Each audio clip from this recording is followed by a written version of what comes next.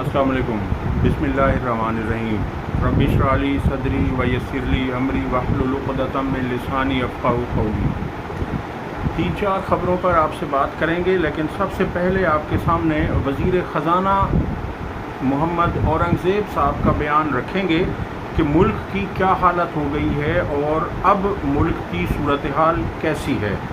वो कहते हैं कि अब कोई भी मुल्क डिपॉज़िट और कर्ज रोल ओवर करने के लिए तैयार नहीं है। ये मैं नहीं कह रहा, वज़ीर ख़ज़ाना कह रहे हैं। वो कह रहे हैं अब कोई भी दुनिया का मुल्क हमारे मुल्क में पैसे डिपॉज़िट करने को तैयार नहीं है कि हमारे ज़खायर जो हैं ज़र मुबादला के, उनमें ताकि इजाफ़ा हो जाए। वो कोई मुल्क ऐसा अपना पैसा हमारे ज़र मुबादला के ज़खायर में जमा नहीं करवा रहा और कर्ज़ रोल ओवर करने के लिए भी तैयार नहीं है। अब कर्ज़ का रोल ओवर होना क्या होता है, मैं आपको समझा देता हूँ आसान अल्फाज में।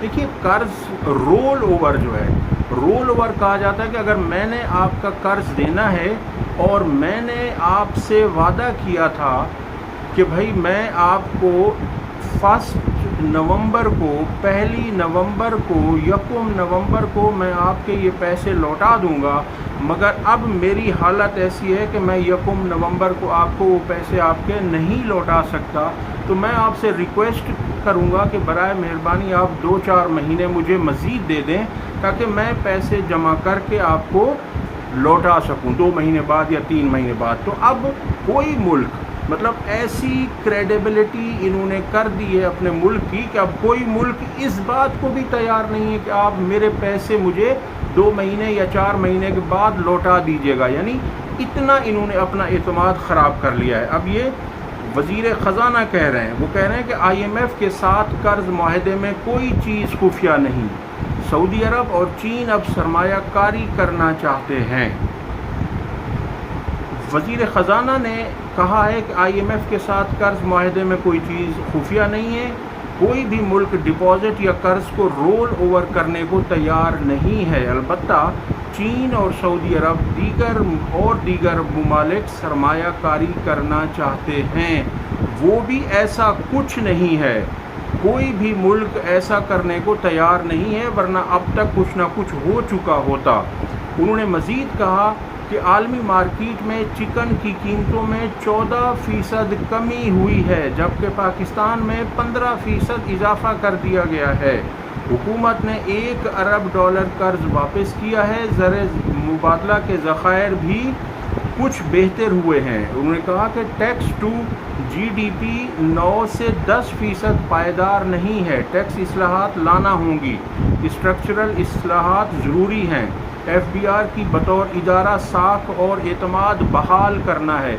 याद रखिए कि IMF ने इन्हें कहा था कि आपने इतने पैसे टैक्सों के ज़रिए जमा करने हैं, मगर हुकूमत पाकिस्तान तकरीबन 350 अरब रुपए उससे कम जमा हुए हैं। अब इसलिए IMF ने इन्हें यह भी कहा है कि आप कोई मिनी बजट लेकर आएँ। इसी सिलसिले में IMF की टीम 11 से 15 नवंबर के दरमियान पाकिस्तान का विज़िट कर रही है और उस वक्त ये सूरत हाल है हमारे मुल्क की। वो कह रहे हैं कि स्ट्रक्चरल इस्लाहात ज़रूरी हैं। FBR की बतौर इदारा साख और एतमाद बहाल करना है। एंड टू एंड डिजिटलाइजेशन के लिए टेक्नोलॉजी पर तवज्जो देनी होगी। बतौर तनख्वाहदार मैं भी बग़ैर एडवाइज़र के टैक्स रिटर्न फाइल नहीं कर सकता। डिजिटाइजेशन में आगे बढ़ रहे हैं, लीकेज बंद करेंगे, रीफंड्स में रिश्वत और करप्शन वाला काम बंद करना होगा। यानी ये सब कुछ हो रहा है, इनकी हुकूमत में रिश्वत भी चल रही है और करप्शन भी हो रही है। उनका कहना था कि कारोबारी तबका स्पीड मनी से इज्तनाब करे। उन्होंने कहा कि एहतियात से मुल्क नहीं चल सकते, निजी शोबे को इस मुल्क को चलाने के लिए आगे आना चाहिए। आप अंदाज़ा करें कि हुकूमत ने जो मराकज़ सेहत हैं वो सोर्स आउट कर दिए हैं, उन्हें किसी के हवाले कर दिया है। जो सरकारी स्कूल थे उन्हें आउटसोर्स कर दिया है। इसी तरह से अब जो PIA को ये बेचना चाह रहे हैं तो कोई ख़रीदार ही नहीं है, सिर्फ 10 अरब रुपए उसकी कीमत लगाई गई है। اس طرح سے وہ کہہ رہے ہیں کہ یہ چیز ہے، اور ان کا مزید کہنا تھا کہ سرکاری اداروں کی نجکاری کے کئی طریقے ہیں، آؤٹ سورسنگ اور پبلک پرائیویٹ پارٹنرشپ بھی ایک طریقہ ہے۔ ان کا مزید کہنا تھا کہ اگلے سال یورو بانڈ کے اجرا کا پلان ہے، پانڈا بانڈ کے لیے بھی بات کر رہے ہیں۔ ان کا کہنا تھا کہ پاکستان میں آبادی میں اضافے کی شرح 2.55% ہے۔ پاکستان میں آبادی میں تیز اضافے کا بم پھٹ چکا ہے۔ 240 ملین کی آبادی کے ساتھ ہمیں اتنی دقت پیش آ رہی ہے۔ جب آبادی 400 سے 450 ملین تک پہنچ گئی تو پھر کیا ہوگا؟ ان کا کہنا تھا کہ ٹیکس، توانائی اور سرکاری اداروں میں اصلاحات شامل ہیں۔ انہوں نے کہا کہ فلاحی کام اپنی جگہ، مگر ملک کی طویل مدتی ترقی کے لیے ٹیکسز کی ضرورت ہے۔ توانائی کے اخراجات قابل برداشت سطح پر لانے ہوں گے، یہ آپ کے وزیر خزانہ نے کہا ہے۔ اور اگلی افسوسناک خبر میں آپ کے سامنے رکھوں، وہ ہے کوئٹہ سے۔ کوئٹہ میں ریلوے اسٹیشن کے قریب دھماکہ ہوا اور جاں بحق افراد کی تعداد اس وقت تک 23 ہو چکی ہے اور 46 کے قریب زخمی ہیں۔ اب کل کوئٹہ میں تحریک انصاف نے ایک پرامن جلسے کے لیے اپلیکیشن دی، مگر وہاں کی انتظامیہ نے تحریک انصاف کو جلسے کی اجازت نہیں دی۔ صرف اجازت نہیں دی بلکہ ظلم کیا، سیدھی گولیاں چلائیں، تشدد کیا، گرفتاریاں کی گئیں۔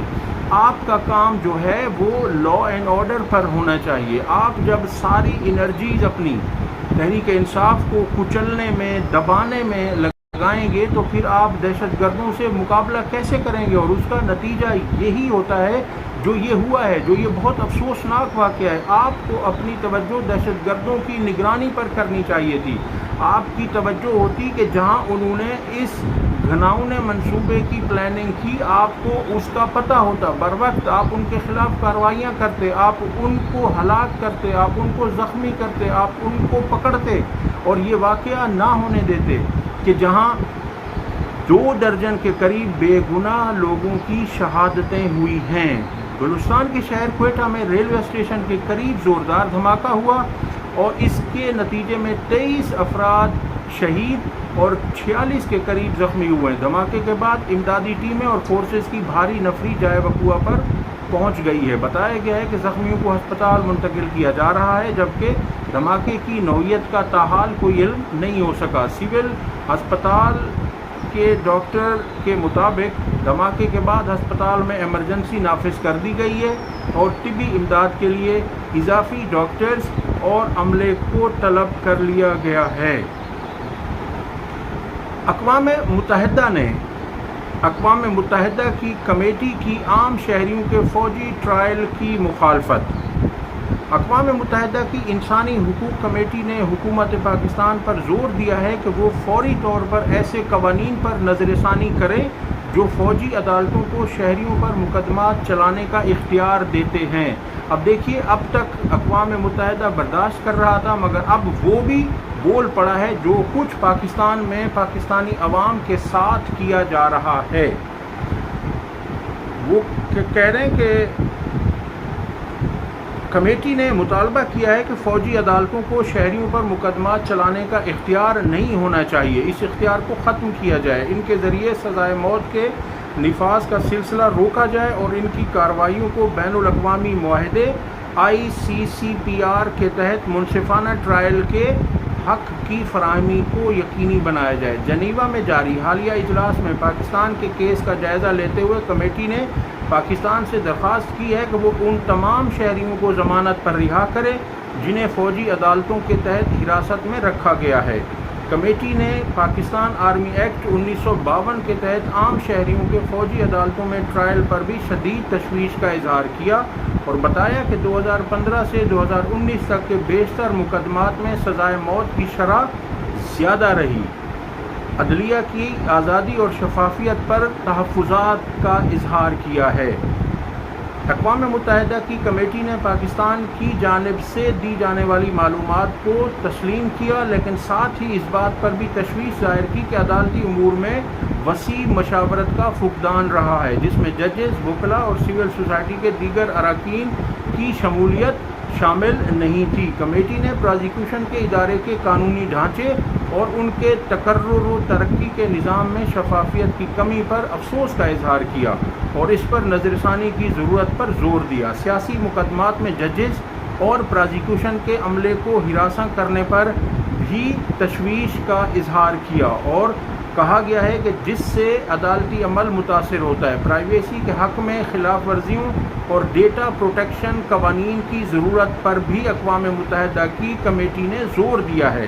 کمیٹی نے prevention of electronic crimes act کے ذریعے ذاتی ڈیٹا تک رسائی اور اسے شیئر کرنے کے غیر ضروری اختیارات دینے پر تشویش کا اظہار کیا اور حکومت پاکستان کو مشورہ دیا کہ وہ بین الاقوامی معیار کے مطابق ڈیٹا پروٹیکشن قانون بنائے جو ذاتی معلومات کے تحفظ اور شفافیت کو یقینی بنائے۔ جبری گمشدگیوں اور صحافیوں کے تحفظ کے مسائل۔ کمیٹی نے حکومت سے مطالبہ کیا کہ وہ جبری گمشدگیوں کو روکنے کے لیے ضروری اقدامات کرے اور اس عمل کو روکنے کے لیے مناسب قانون سازی کرے۔ اس کے علاوہ صحافیوں اور انسانی حقوق کے کارکنوں کی جبری گمشدگی، تشدد اور ہراسانی کے بڑھتے واقعات پر بھی افسوس کا اظہار کیا گیا۔ کمیٹی نے زور دیا کہ حکومت ان مسائل کے حل کے لیے شفاف تحقیقات کرے، مجرموں کو انصاف کے کٹہرے میں لائے اور متاثرین کو معاوضہ فراہم کرے۔ حکومت سے یہ سب کہا گیا ہے کہ آپ اس طرح حکومت کو اقوام متحدہ کی اس رپورٹ میں ایک طرف حکومت پاکستان کو مختلف چیلنجز پر قابو پانے کے لیے مشورے دیے گئے تو دوسری طرف کچھ اقدامات پر تعریف بھی کی گئی ہے۔ اگلی خبر آپ کے سامنے رکھتے ہیں کہ پارلیمنٹ ہاؤس میں صحافیوں کے ویڈیوز بنانے پر اسپیکر قومی اسمبلی نے پابندی عائد کر دی ہے۔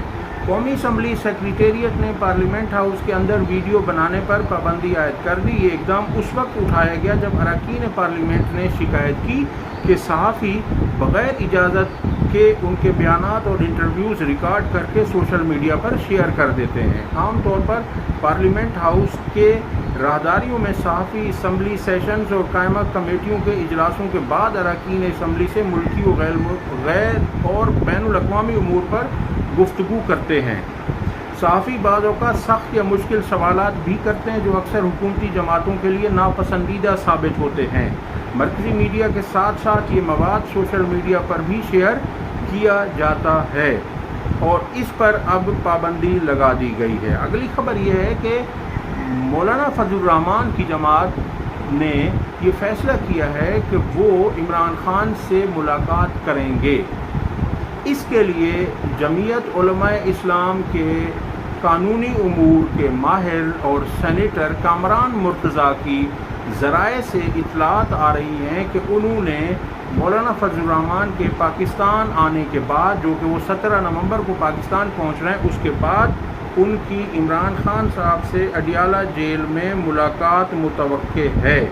اب دیکھتے ہیں کہ اس ملاقات کا کیا نتیجہ نکلتا ہے۔